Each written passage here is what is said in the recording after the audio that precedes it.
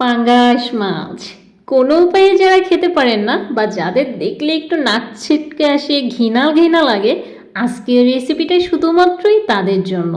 যেভাবেই হোক পাঙ্গাস মাছ কিন্তু আপনাদেরকে খাওয়াই ছাড়বো। হ্যাঁ, আজকের এই রেসিপিটা একবার যদি আপনারা করে খান, দেখবেন এরপর থেকে এই পাঙ্গাস মাছের প্রেমে পড়ে যাবেন। আমিও কিন্তু এক সময় পাঙ্গাস মাছ খেতে পছন্দ করতাম না, বা আমাদের বাসায় হচ্ছে অনেকেই খায় না, কিন্তু আমার ছোট ভাই আর ছোট বোন কিন্তু আবার পাঙ্গাস মাছের খুবই ফ্যান ছিল। কিন্তু যারা আমরা পাঙ্গাস মাছ খেতাম না, তারা কিছু কিছু রেসিপি ফলো করে বা কিছু কিছু উপায়ে এই মাছের রেসিপিটা করে আমরা কিন্তু এখন অনেক বেশি ফেভারিট পাঙ্গাস মাছের রেসিপিটা। প্রথমেই আমি এখানে একটা বড় একটা মাছের পিস সুন্দর করে ঘষে মেজে পরিষ্কার করে তারপরে এখানে নিয়ে আসলাম। এখন এই মাছের পিসটাকে পরে 2 টুকরা করে একটু লবণ আর লেবু রস দিয়ে এটাকে সুন্দর করে 10 থেকে 15 মিনিটের জন্য আমি রেখে দেবো। তত সময় এদিকে আমি একটা মশলা করে নিব। এই মশলাটা করার জন্য আমি এখানে দেখো কী কী নিয়ে এনেছি। এখানে আমি একটা কড়াইতে তেল দিয়ে দিলাম, তার মধ্যে দিয়ে দিলাম সামান্য কয়টা জিরা, দিলাম একটা রসুনের কোয়া, আর সামান্য একটু আদা কুচি করে এটাকে দিলাম। এইটাই কিন্তু আজকে আমাদের মশলা, মেইন মশলা হবে মাছের।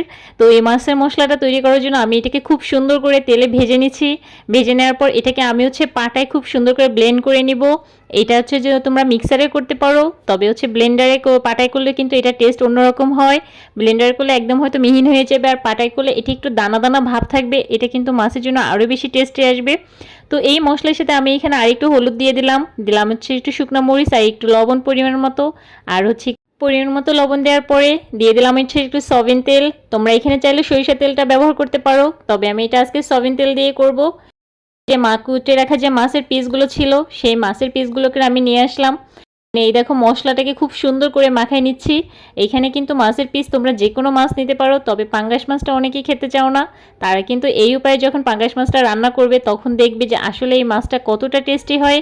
তো দেখো আমি এই যে মাছগুলোকে সুন্দর করে মাখায় যে কোনো শাকের ভিতর তোমরা এটাকে খুব সুন্দর করে বাইন্ডিং করে দিতে পারবা। এইভাবে আমি দেখাচ্ছি, দেখো তোমরা কিভাবে এটাকে বাইন্ডিং করতে হয়। নিজেদের মতো ভালো লাগে সেভাবে তোমরা এটাকে বাইন্ডিং করবা। যে কোনো শাকের সাথেই তোমরা এটা করতে পারবা। আমি এখানে খুব সুন্দর বড় বড় শাক পেয়েছি, সেই জন্য এই শাকটাই ইউজ করলাম। তো তোমরা চাইলে এটা কুমড়া শাকের সাথে দিতে পারো, লাউ শাকের সাথে দিতে পারো। তো এটাকে খুব সুন্দর করে বাইন্ডিং করার পরে আমি এখানে চুলায় একটা কড়াইতে দিয়ে দিলাম খানিকটা সয়াবিন তেল। তেল দেওয়ার পর তার ভিতরে দিয়ে দিলাম সেই মাছের পিস 2টা। এখানে দেখো আমি কয়েক পিস আলু ভাজা নিয়েছি সাথে সামান্য পরিমাণে। তোমরা চাইলে আলু ভাজা দিতেও পারো অথবা নাও দিতে পারো।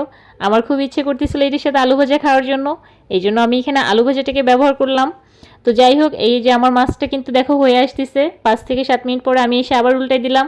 এইভাবে উল্টে পাল্টে খুব লো হিটে, মানে মিডিয়াম টু লো হিটে তোমরা এটাকে জাল করবা, নাহলে কিন্তু মাছের ভিতরে অংশটা হবে না খুব ভালোভাবে। তো সর্বনিম্ন এই মাছটা আমার হয়তো 15 থেকে 20 মিনিটের মতো সময় নিচ্ছে। এই দেখো কত সুন্দর মাছের পাতুরি হয়ে গেল। আমরা তো অনেক মাছের পাতুরি খেয়েছি, কিন্তু পাঙ্গাস মাছের পাতুরি কি এর আগে তোমরা খেয়েছো এভাবে?